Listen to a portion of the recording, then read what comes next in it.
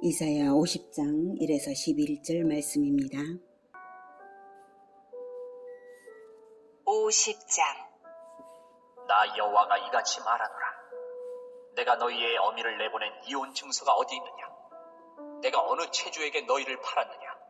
보라, 너희는 너희의 죄악으로 말미암아 팔렸고 너희의 어미는 너희의 배역함으로 말미암아 내보냄을 받았느니라. 내가 왔어도 사람이 없었으며 내가 불러도 대답하는 자가 없었으면 어찌 됨이냐? 내 손이 어찌 짧아 구속하지 못하겠느냐? 내게 어찌 건질 능력이 없겠느냐? 보라, 내가 꾸짖어 바다를 마르게 하며 강들을 사막이 되게 하며 물이 없어졌으므로 그 물고기들이 악취를 내며 갈아여 죽으리라. 내가 흑암으로 하늘을 입히며 굵은 배로 덮느니라. 사랑하는 형제 여러분, 4월 13일 목요일 저녁 묵상에 오신 것을 환영합니다. 40장부터는 구약 속의 신약이 진행 중입니다. 49장부터는 대속자 메시아를 통한 구원을 구속사역을 이루실 것을 약속하시는 내용이 이제 시작이 되어서 57장까지 계속 갈 것입니다. 지금 이사야의 예언은 아직 멸망을 예측하지 못하던 시점에 바벨론이 아직 제국이 되지도 않았던 그런 시점에 예루살렘의 멸망 이후의 시점으로 전하는 예언입니다. 그래서 굉장히 놀라운 예언이죠. 자, 1절. 나 여호와가 이같이 말하노라. 내가 너희의 어미를 내보낸 이혼 증서가 어디 있느냐? 내가 어느 체주에게 너희를 팔았느냐? 보라, 너희는 너희의 죄악으로 말미암아 팔렸고 너희의 어미는 너희의 배역함으로 말미암아 내보냄을 받았느니라. 네. 바벨론의 포로가 되면 이스라엘은 하나님이 우리를 버리셨다라고 원망을 하고 자포자기할 것이기에 그 시점에서, 그 미래 시점에서 하나님께서 하시는 말씀이에요. 자, 하나님께서 그 태도를 책망하시는 것입니다. 내가 버렸냐? 너희들 스스로 팔렸지 않냐? 하시는 것이죠. 부부관계 및 부모 자식 관계로 비유하면서 하시는 말씀이에요. 남유다의 환란의 이유는 너희들 자신들에게 있다. 이것을 밝히고 계십니다. 여기서 너희의 어미는 국가로서의 남왕국 유다를 말합니다. 내가 남왕국 유다를 버린 적이 없다 라고 하시는 것이죠. 그리고 남왕국 유다의 멸망은 바로 백성들인 너희들, 즉 너희 이제 자녀들인 너희 어미는 너희의 배역함으로 말미암아, 즉 너희 백성들의 배역함으로 말미암아 남왕국 유다가 내보냄을 받았다. 이렇게 이제 말씀하시는 것이에요. 이혼서를 써주고, 내가 언제 이혼서 써줬냐? 이 말씀은 이혼서를 써주고 이혼하는 경우는, 간음을 한 경우는 아니죠. 이스라엘에서는 그저 남편 마음에 들지 않아서 아내를 쫓아보낼 때에 남자들이 이혼서를 써주었는데요. 이스라엘은 사실은 간음을 저질렀습니다. 여러 강대국들을 의지하고 하나님을 의지하지 않았고 온갖 우상들을 들여와서 우상이 가득했습니다. 이스라엘이 바벨론 포로가 된 것은 어디까지나 이스라엘의 영적 간음인 그러한 우상숭배와 여러 가지 죄악 때문입니다. 그래 놓고도 원망 불평을 한다면 마치 왜 이혼서 써줘가지고 우리를 쫓아냈느냐고, 나를 쫓아냈느냐고 원망하는 그런 아내와 똑같은 것이죠. 자, 하나님의 이 표현에 숨어 있는 뜻은 바벨론은 이스라엘의 법적 소유자가 아니다. 여전히 이스라엘은 하나님의 소유다라는 의미가 내포되어 있는 거예요.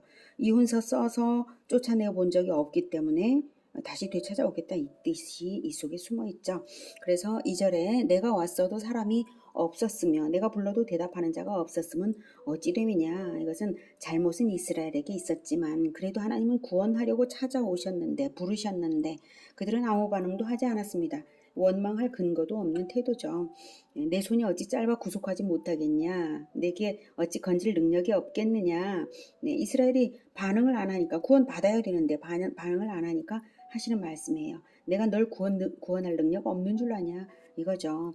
보라, 내가 꾸짖어 바다를 마르게 하고 강들을 사막이 되게 하며 물이 없어졌으므로 그 물고기들이 악취를 내며 갈아여 죽으리라. 내가 흑암으로 하늘을 입히며 굵은 배로 덮느니라. 이것은 이제 과거 출애굽 장면을 연상시키는 부분이죠. 바벨론으로부터의 해방을 약속해도 믿지 않으니까 그 능력을 상기시키시는 것입니다. 여기서 굵은 배는 흑암을 의미하죠. 흑암으로 하늘을 입히고와 굵은 배로 덮는다 같은 뜻입니다. 이제 4절부터 이제 9절까지는 여호와의 노래 제3편입니다. 4절부터는 참고로 57장까지 해서 여호와의 종의 노래가 42장, 49장, 50장, 52장 이렇게 이제 4편이 있는데요. 이 노래들에는 여호와의 종의 실체, 성격, 사명, 영광 이런 것들을 말하고 있어요. 오실 메시아 예수 그리스도를 가리키는 것이죠. 예수 탄생으로부터 무려 700년 전에 이사야를 통해 분명하게 예언된 그리스도에 대한 소개입니다. 여호와의 종의 노래 제1편이 여호와께서 직접 부르신 노래였는데요. 42장에 나와 있죠. 제가 일부분만 한번 읽어보겠습니다. 42장 1에서 9절인데 여호와께서 부르십니다. 내가 붙드는 나의 종, 내 마음에 기뻐하는 자, 곧 내가 택한 사람을 보라. 내가 나의 영을 그에게 주었은즉 그가 이방에 정의를 베풀리라. 그는 외치지 아니하며 상한 갈대를 꺾지 아니하며 이런 표현들로 그리스도는 하나님의 영을 받아서 그리고 굉장히 겸손하고 또 그는 쇠하지 아니하며 낙담하지 아니하고 아주 인내심이 많고 그래서 정의를 세우기에 이르는데 섬들이 그 교훈을 앙망하리라. 교훈으로서 온 열방에까지 구원을 베풀 자다라고 하는 말씀을 하셨습니다. 그래서 이방의 빛이 되게 하겠다. 그래서 눈먼 자들의 눈을 밝히고 흑암에 앉은 자들을 감방에서 나오게 하리라. 이런 말씀하셨어요. 그래서 내 영광을 다른 자에게 내 찬송을 우상에게 주지 아니하리라. 다른 자에게는 결코 구원이 없다는 거예요. 오직 그리스도에게만 하나님의 영광이 있고 구원이 있습니다. 그래서 이런 것들이 전에 예언한 일이 이미 이루어진 것처럼 이제 내가 새 일을 알리노라. 이 새 일이 바로 그리스도를 통한 그 구원을 할 것이다 라고 하면서 시작되기 전인데 이미 말한다 라고 하나님께서 이제 제1 여호와의 종의 노래 제1편 노래하셨습니다. 그 다음 49장에 제2편이 있었는데요. 그것은 메시아이신 종의 노래입니다. 1편은 하나님께서 소명하신 그 자체였고요. 제2편은 메시아의 고난을 통해서 바로 하나님의 소명이 메시아의 고난을 통해서 이제 인류 구원이 이루어진다라고 하는 내용이었습니다. 49장 1에서 7절이었는데요. 그리스도께서 부르시는 노래죠. 제가 일부를 읽어보겠습니다. 섬들아 내게 들으라. 먼 곳 백성들아 귀를 기울이라. 여호와께서 태에서부터 나를 부르셨고 내 어머니의 복중에서부터 내 이름을 기억하셨으며 내 입을 날카로운 칼같이 만드시고 이렇게 그래서 이제 태에서부터 부르셔서 입을 날카로운 칼같이 즉 말씀으로써 구원하신다라고 하는 말씀입니다. 그래서 이제 그리스도께서 헛되이 수고하고 무익하게 힘을 다하였다 이렇게 탄식하는 부분이 있었지만 그러나 여호와께서 보응하신다라는 말씀을 또 하셔요. 그래서 여호와께서는 태에서부터 그의 종으로 지으신 이제 나를 보호하시며 나의 힘이 되신다 이렇게 노래했습니다. 그래서 선민 이스라엘을 구원하는 것은 오히려 이제 쉬운 일이다 이런 말씀을 하시면서 그 구원이 땅끝까지 이르게 될 것이다 라고 말씀을 하셨어요. 고난을 당함으로써 멸시를 당함으로써 나중에 왕들이 경배하게 되는 그러한 그리스도다라고 하는 그런 내용이었습니다. 자 이제 여호와의 종의 노래 제3편 들으시죠. 화자는 그리스도입니다. 4절부터 주 여호와께서 학자들의 혀를 내게 주사 나로 곤고한 자를 말로 어떻게 도와줄 줄을 알게 하시고 아침마다 깨우치시되 나의 귀를 깨우치사 학자들같이 알아듣게 하시도다. 주 여호와께서 나의 귀를 여셨으므로 내가 거역하지도 아니하며 뒤로 물러가지도 아니하며 나를 때리는 자들에게 내 등을 맡기며 나의 수염을 뽑는 자들에게 나의 뺨을 맡기며 모욕과 침뱉음을 당하여도 내 얼굴을 가리지 아니하였느니라. 주 여호와께서 나를 도우심으로 내가 부끄러워하지 아니하고 내 얼굴을 부싯돌같이 굳게 하였으므로 내가 수치를 당하지 아니할 줄 아노라. 나를 의롭다 하시는 이가 가까이 계시니 나와 다툴 자가 누구냐? 나와 함께 설지어다. 나의 대적이 누구냐? 내게 가까이 나아올지어다. 보라, 주 여호와께서 나를 도우시리니 나를 정죄할 자 누구냐? 보라, 그들은 다 옷과 같이 헤어지며 좀이 그들을 먹으리라. 네, 4절부터 다시 보면요. 주 여호와께서 학자들의 혀를 내게 주사. 학자는 본래 스승으로부터 가르침을 받은 자를 의미합니다. 그런데 그리스도는 인간에게 가르침을 받은 적이 없으신데도 12살에 성전에서 성경학자들과 토론을 벌여서 그들을 놀라게 하신 적이 있으시죠. 하나님께서 가르치시는 그대로를 받으셨기 때문입니다. 나로 곤고한 자를 말로 어떻게 도와줄 줄을 알게 하시고, 이 부분은 그리스도의 구원은 가르침을 통해서 성취하시는 것입니다. 가르침을 통해서 말로 어떻게 도와줄 줄을 아시고 알게 하시고 가르침을 통해서 성취한다는 뜻이죠. 아침마다 깨우치시되, 여기서 아침마다는 매일 아침이라기보다는 연속적인 상태를 뜻하는 매 순간순간을 의미합니다. 그리스도께서는 성부 하나님과 매 순간 동행하시며 교통하시며 듣고 순종하시는 것이죠. 이런 점은 모든 그리스도인들에게 성령을 주심으로써 우리 모든 믿는 자들에게 본받으라고 하시는 말씀입니다. 실로 그리스도의 구원의 진리를 가르침받고 그것으로서 살아가고 그것으로서 전도하는 것, 그것이 바로 구원 그 자체다 말할 수 있겠습니다. 여호와의 종의 노래는 그러므로 그리스도의 노래인 것만 아니라 예수 제자들의 노래요, 구원받은 자로서 구원을 전하는 자의 노래가 되어야 하겠습니다. 자, 5절, 주 여호와께서 나의 귀를 여셨으므로 내가 거역하지도 아니하며 뒤로 물러가지도 아니하며 나를 때리는 자들에게 내 등을 맡기며. 네, 자, 하나님께서 나의 귀를 열어서 소명을 주시고 고난당하는 것이 구원을 위한 제사임을 알게 하셨기에 기꺼이 아무 불평도 원망도 없이 회피하지도 않고 고난을 받아들였다라고 말씀하시는 것입니다.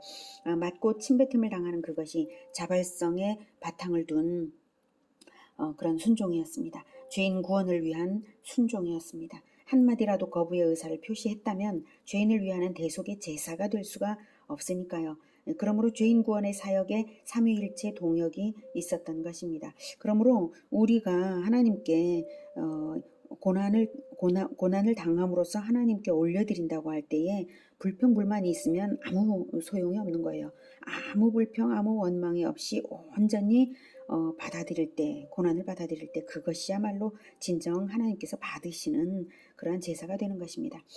한편 예수님은 여기서 수염이 뽑힌다라는 표현을 하고 있죠. 예, 수염이 뽑힌다. 그런데 사실 수염이 뽑혔다는 그런 것은 복음서에 기록은 없어요. 하지만 유대인의 형벌 중에 모욕적인 형벌을 거의 다 받으시는 받으셨던 그 정황을 볼 때 충분히 수염이 뽑혔을 만도 하다라는 추론은 가능합니다. 그리고 수염을 뽑는 행위는 모욕을 주기 위한 목적으로 이스라엘 사회에서 이미 알려진 형벌이었습니다. 7절, 주 여호와께서 나를 도우심으로 내가 부끄러워하지 아니하고 내 얼굴을 부싯돌같이 굳게 하였으므로 내가 수치를 당하지 아니할 줄 아노라. 네. 순환을 참으신 것도 하나님의 도우심으로 가능했다고 고백하시고요. 또 얼굴을 부싯돌같이 굳게 하였다. 아주 굳은 의지로 결심을 다지셨으므로 모욕을 준다고 해서 수치심을 느끼지는 않으셨다는 것이죠. 하나님께서 함께 하신다는 것을 아는 사람은 드높은 자존감이 있으므로 가장 낮아지는 굴욕도 이겨낼 수 있는 것입니다. 8절, 나를 의롭다 하시는 이가 가까이 계시니 나와 다툴 자가 누구냐? 나와 함께 설지어다. 나의 대적이 누구냐? 내게 가까이 나올지어다. 아주 당당하시죠. 예. 마침내 이제 승리하실 당당하신 그리스도의 모습이신데 고난을 받아들여서 참아내는 그것, 자발적인 십자가야말로 진정한 승리의 비결임을 알 수가 있게 하는 부분이죠. 앞에 그렇게 인내하셨고 받아들이셨기 때문에 이제 당당하게 말씀하시는 거예요.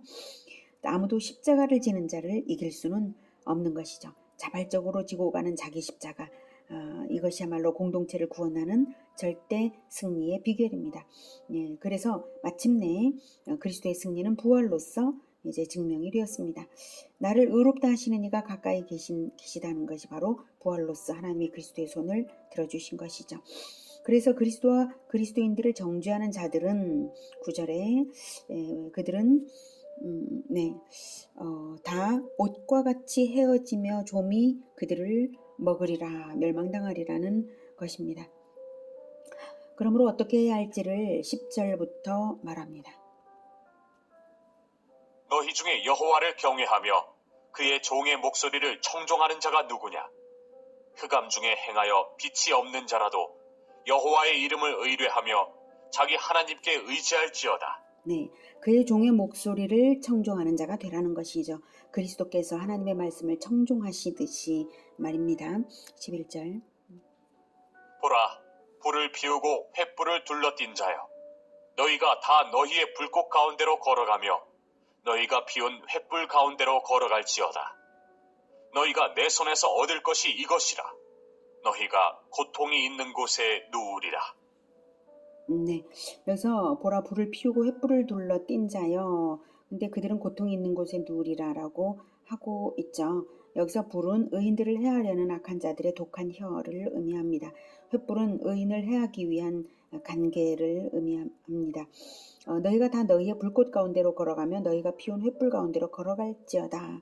너희가 내 손에서 얻을 것이 이것이라. 너희가 고통이 있는 곳에 누우리라. 예, 그들은 이제 그들이 의도하고 행한 대로 자기들이 받을 것이라는 말씀입니다.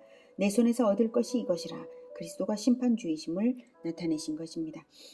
오늘은 여호와의 종의 노래 제3편을 통해서 그리스도의 구원은 학자의 혀, 즉 가르침을 통한 구원이라는 사실과 죄인 구원을 위한 고난을 기꺼이 자발적으로 수용하신 것이 승리의 절대 비결인 것을 배웠습니다. 그리스도가 그러하신 것처럼 우리의 전도와 선교 역시 학자의 혀로서 하는 것이며 승리는 자발적 고난 수용으로서 하는 것입니다.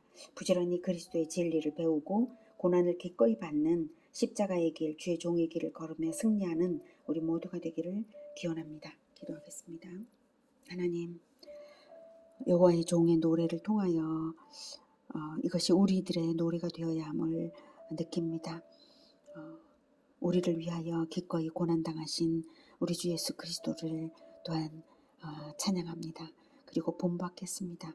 우리가 예수 그리스도의 그 모본을 본받아서 기꺼이 고난을 당할 뿐만 아니라 부지런히 하나님의 말씀을 배우겠습니다. 진정 하나님의 말씀을 깨달음이 없이는 우리가 어떻게 고난을 기꺼이 자발적으로 받을 수가 있겠습니까?